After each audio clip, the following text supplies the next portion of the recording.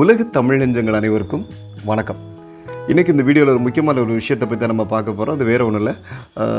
கடந்த இந்த 1.5 மாத காலங்களாக நம்ம பேசுகிற ஒரு விஷயம் எல்லாருக்கும் சளி தொல்லை, இருமல், தலைவலி, தலைக்கணம், மூக்கடைப்பு இப்படிப்பட்ட காரியங்கள் எல்லாருக்கும் வீட்லேயும் எல்லாருக்கும் அதிகமாக இருக்குது.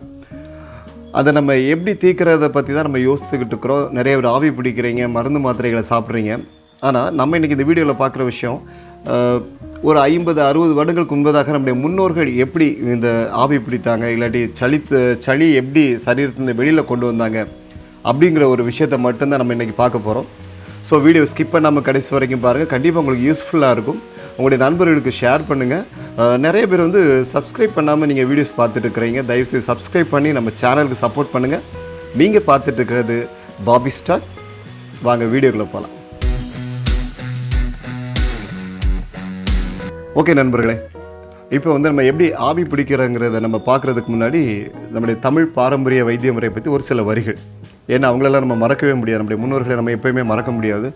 ஏன்னா அநேக பாடல்களை அவங்க எழுதியிருக்கிறாங்க. எந்தெந்த நோய்க்கு எதை நம்ம உபயோகிக்க வேண்டும் அப்படிங்கிற ஒரு முறைப்படி நிறைய பாடல்கள் வெளிவந்திருக்கிறது, புத்தகங்களாக வந்திருக்கிறது. ஆனால் நம்ம யாரும் அதை படிக்கிறதுக்கு வாய்ப்பில்லை. ஏன்னா நம்முடைய வாழ்க்கை முறை அப்படி ஆகிப்போச்சு. ஸோ இப்போ நான் ஒரு காணொலியில் பார்த்த ஒரு பாடலை வரிகளாக நான் அதில் சொல்கிறேன், கேளுங்களேன். பிக்கலுக்கு மயில் இறகு, வாய் புண்ணிற்கு மணத்தக்காளி, நீர்க்கோர்வைக்கு சுக்கு மிளகு நீர், நீர் எழுவிற்கு ஆவாரை கொடி நீர், வேர் குருவிற்கு பனை நொங்கு நீர், வெட்டைக்கு சிறு சிறு படைய, தீ புண்ணாரும் குங்குலிய வெண்ணெய், சீழ் காதுக்கு நிலவேம்பு, நான் புண்ணிற்கு திரிவலான் வேரன், நஞ்சு நிற்க அவரியட்டி, குருதி கழிச்சலுக்கு துத்தி தேற்றான், குருதி கக்கலுக்கு இம்பூரல் வேர், பெரும்பாட்டிற்கு அத்தினாவல், பெரும் வயிறுக்கு மூக்கிரட்டை, கக்கலுக்கு எலும்பிச்சை, கழிச்சலுக்கு தயிர் சுண்டை, அக்கிக்கு வெண்பூசனை, ஆண்மைக்கு பூனைக்காலி, வெண்படைக்கு பூவரசு.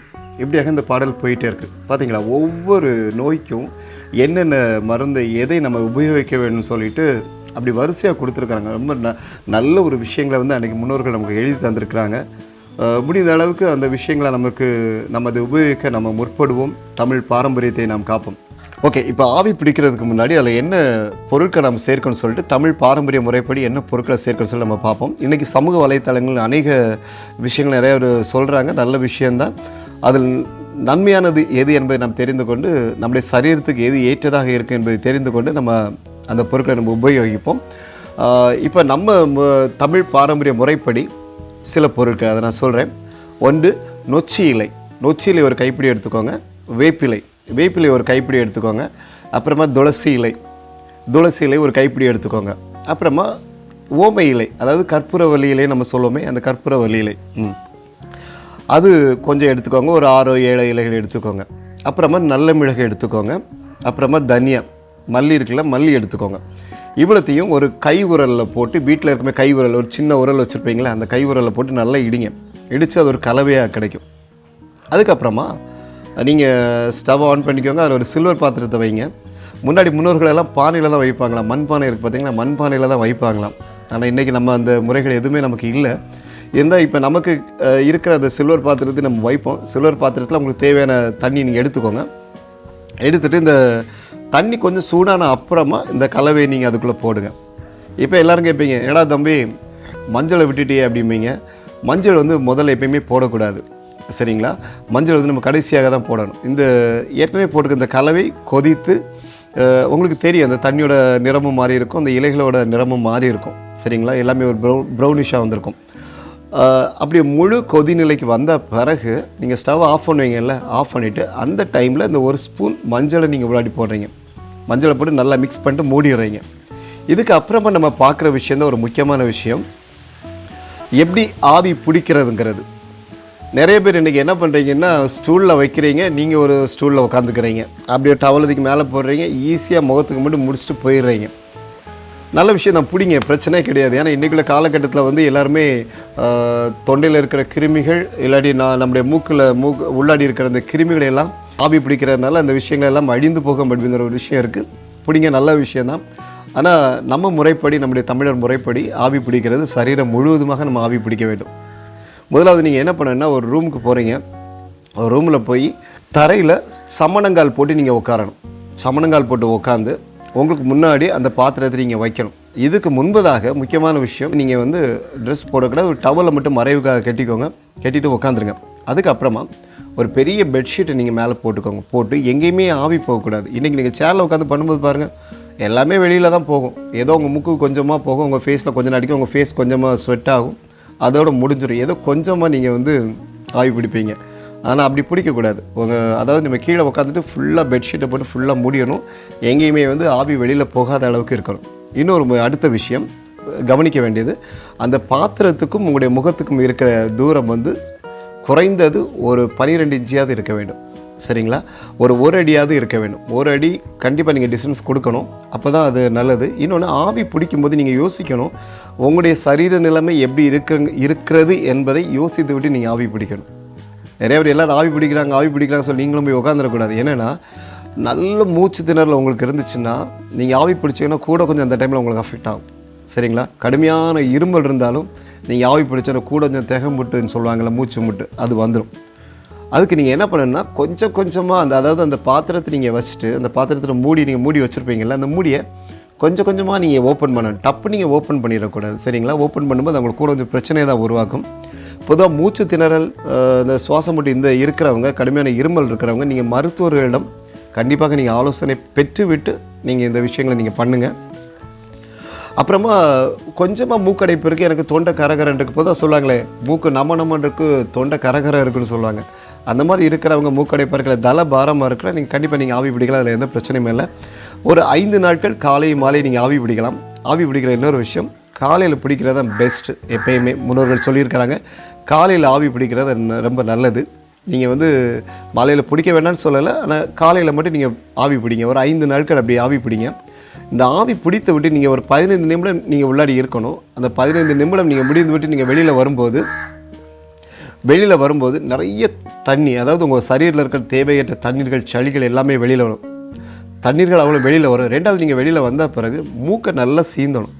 மூக்கில் இருக்கக்கூடிய எல்லா சளிகளும் வந்து வெளியில் வரணும். சரிங்களா? அதே போல் நல்ல காரி துப்ப வேண்டும். பெரியவர்கள் சொல்லுவாங்க, நல்ல காரி துப்புடா அப்படின்னு சொல்லுவாங்க. நல்ல காரி துப்பும்போது நம்ம நெஞ்சில் இருக்க சளிகள், தலையில் இருக்கிறது, மூக்கில் இருக்க எல்லா சளிகளும் அது நம்ம வெளியில் வரும். பொதுவாக நம்ம ஒன்றை புரிந்து கொள்ள வேண்டும், எந்த நோய் வந்தாலும் அது எதற்கு வருகிறது, எதனால் வருகிறது என்பதை நம்ம புரிந்து கொள்ள வேண்டும். சரிங்களா? இந்த சளிகளெல்லாம் வெளியில் வந்த பிறகு நீங்கள் என்ன பண்ணுறீங்க, நேராக ஓடி போய் நல்லா ஃபேஸ் வாஷ் பண்ணுறீங்க, முகத்தை நல்லா கழுவிடுறீங்க. கண்டிப்பாக நீங்கள் பண்ணவே கூடாது. முகத்தில் எந்த தண்ணியுமே படக்கூடாது. அதாவது ஒரு 3 மணி நேரம் 4 மணி நேரம் கழித்து தான் நீங்கள் முகத்தை நீங்கள் கழுவணும். குறைந்தது 4 மணி நேரத்துக்கு அப்புறம் தான் நீங்கள் கழுவணும். குளிக்கிறது கூட மறுநாள் தான் குளிக்கணும்னு சொல்லியிருக்கிறாங்க. சரிங்களா? ஆனால் நீங்கள் ஒரு 5 மணி நேரம் கழிச்சு நீங்கள் குளிச்சுக்கலாம். ஏன்னா உடனடியாக அங்கே நீங்கள் தண்ணி வச்சு நீங்கள் கழுவும்போது மீண்டுமாக சளி வருகிறது. அப்புறமா இன்னொரு விஷயம் இதில் கவனிக்க வேண்டியது, பிளாஸ்டிக்ஸில் நீங்கள் ஆவி பிடிக்கக்கூடாது. இன்றைக்கி எல்லாருமே ஆன்லைனில் ஆர்டர் பண்ணுறீங்க, ஒரு பாக்ஸ் வருது, நீங்கள் அப்படியே தண்ணியை நிரப்புறீங்க, சுவிட்சை போடுறீங்க, நீங்கள் ஆவி பொருட்களை போடுறீங்க, ஆவி பிடிக்கிறீங்க. 5 நிமிஷத்தில் இல்லை 10 நிமிஷத்தில் உங்களுக்கு அதில் ஆவி வந்துடும். ஈஸியாக இருக்குது. ஆனால் உங்களுக்கு டைம் தான் லாபப்படுமே தவிர உங்கள் நுரையீரல் மீண்டுமாக அது பாதிப்புக்குள்ளாகும். அது இப்போ தெரியாது, நாள் போக தான் தெரியும். சரிங்களா? நிறைய பேர் வந்து முகம் வந்து ஷைனிங்காக இருக்கணும் அப்படிங்கிறதுக்காக இந்த பிளாஸ்டிக்ஸ் வச்சு தான் நீங்கள் ஆவி பிடிச்சிருக்கீங்க. உங்களுக்கு கண்டிப்பாக நுரையீரல் பாதிப்பு வரும். எந்த மாற்று கருத்துமே கிடையாது. ஏன்னா டாக்டர்ஸ் அப்படி தான் சொல்கிறாங்க, பிளாஸ்டிக்ஸோ இல்லை காயில்ஸில் இருக்கிற நிறைய விஷயங்கள் வந்து நம்முடைய சரீரத்துக்குள்ளாக மூக்கொழியாக உள்ளே போயிடுது. சரிங்களா? அது உங்கள் நுரையீரலை பாதிக்கும். எனவே பிளாஸ்டிக்ஸில் யாராவது பிடிக்கிறீங்கன்னா தயவுசெய்து அதை விட்டுருங்க. அப்புறமா இன்னொரு விஷயம், நிறைய பேர் இப்போ சொல்கிறாங்க, விக்ஸை போடுங்க, அமிர்தாஞ்சனை உள்ளாடி போட்டுருங்க. எதில்? கொதிக்கிற தண்ணியில். என்ன முறைன்னு தெரியல. தயவுசெய்து அப்படி யாராச்சும் நீங்கள் வந்து விக்ஸு போட்டு நீங்கள் ஆவி பிடிக்கிறதா தயவுசெய்து நீங்கள் பிடிக்காதீங்க.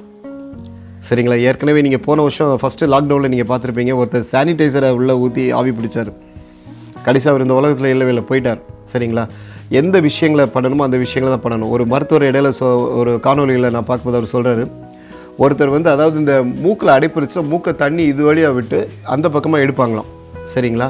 அந்த மாதிரி ஒரு விஷயம் இருக்குது. அதில் வந்து உப்பு தண்ணி தான், கல் உப்பை போட்டு தான் வெதுவெதுப்பான தண்ணி தான் மூக்கொழி விடுவாங்களாம். ஆனால் ஒருத்தர் வந்து ஒரு எலுமிச்சம்பழத்தை எதையோ உள்ளே புழிஞ்சு விட்டுருக்கிறார், அவரும் போயிட்டார். சரிங்களா? அதனால் யார் சொன்னாங்க, இவங்க சொன்னாங்க, அவங்க சொன்னாங்கன்னு சொல்லி தயவு செய்து யார் சொன்னாங்கிறத நீங்கள் யோசிக்காமல் நல்ல விஷயங்கள், அதாவது முன்னோர்கள், பாட்டி தாத்தா சொல்கிற விஷயங்கள் தயவு செய்து கேளுங்க. சரிங்களா? ஏன்னா அது கண்டிப்பாக அது நமக்கு நன்மையாகவே இருக்கும். அதே போல் இன்னொரு விஷயம், நீங்கள் வந்து இப்போ சளி தொல்லை இருக்குது, மூக்கு அடைப்பு இருக்குது, உடனே மருந்து மாத்திரைகளுக்கு நீங்கள் அதை நாடாதீங்க. ஏன்னா தயவுசெய்து யாரும் தப்பாக நினைக்காதீங்க. என்னென்னா நீங்கள் அந்த டைமில் ஒரு சுக்கு காப்பி போட்டு பாருங்களேன். ஒரு மிளகு, திப்பிலி, கருப்பட்டி, சரிங்களா, அதில் ஒரு துளசி இலையோ இல்லை ஓம இலையோ போட்டு, முழு மல்லி போட்டு ஒரு சுக்கு காப்பி, அந்த மாதிரி ஒரு காஃபி ஒரு கஷாயமாக போட்டு நீங்கள் குடிச்சு பாருங்களேன். கண்டிப்பாக அது உங்களுக்கு ரொம்ப ரொம்ப யூஸ்ஃபுல்லாக இருக்கும். எந்த சைடு எஃபெக்ட்ஸும் கிடையாது. அதை நீங்கள் புரிந்து கொள்ள வேண்டும்.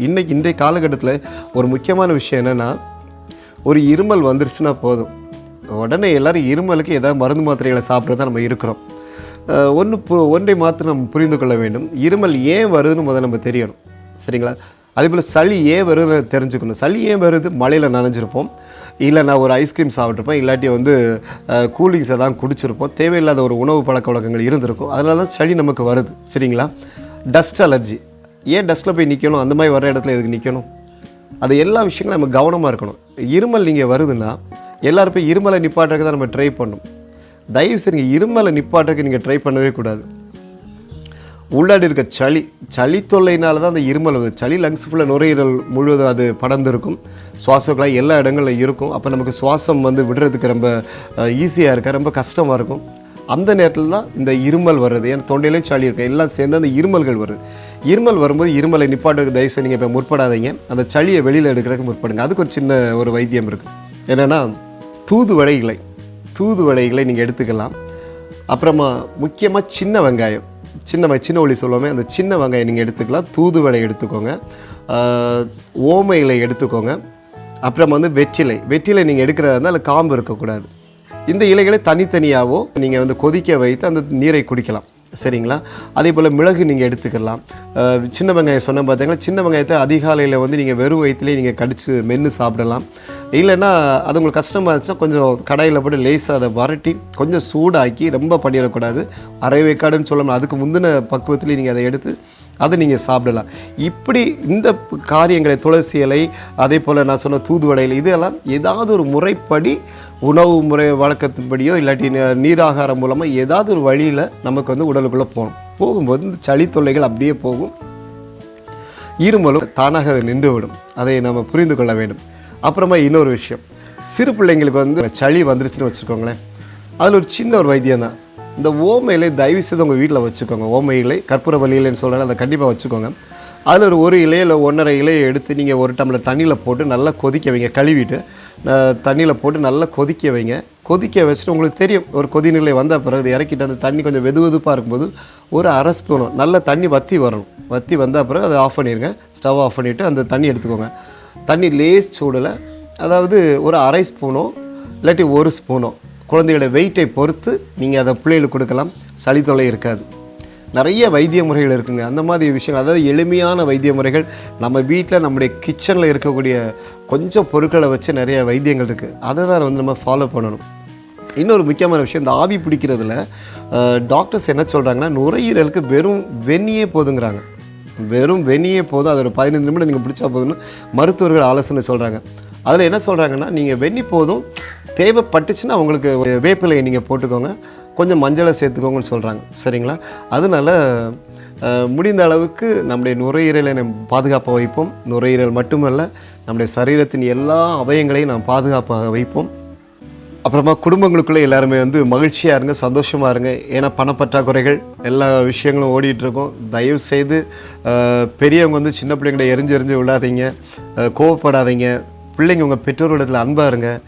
வயதான முதியோர்கள் இருந்தாங்கன்னா தயவுசெய்து அவங்கள நீங்கள் நல்ல முறையில் நடத்துங்க. எல்லோரும் சந்தோஷமாக இருப்போம், மகிழ்ச்சியாக இருப்போம். அப்புறமா முக்கியமான ஒரு விஷயம், நான் அடிக்கடி சொல்கிற விஷயம், எல்லோரும் தயவுசெய்து ப்ரேயர் பண்ணுங்கள், கடவுள்கிட்ட வேண்டுங்க. நம்முடைய வாழ்க்கை பிறருக்கு பிரயோஜனமாக நம்ம இருக்க வேண்டும். வாழ்கிற கொஞ்ச நாட்களில் அடுத்தவங்களுக்கு நம்ம பிரயோஜனமாக வாழ நம்ம கற்றுக்கொள்ள வேண்டும். நம்முடைய வாழ்க்கை வாழ்வதற்கே மற்றும் ஒரு வீடியோவில் சந்திக்கும் வரை உங்களிடமிருந்து விடைபெறுவது உங்கள் பாபி. நன்றி.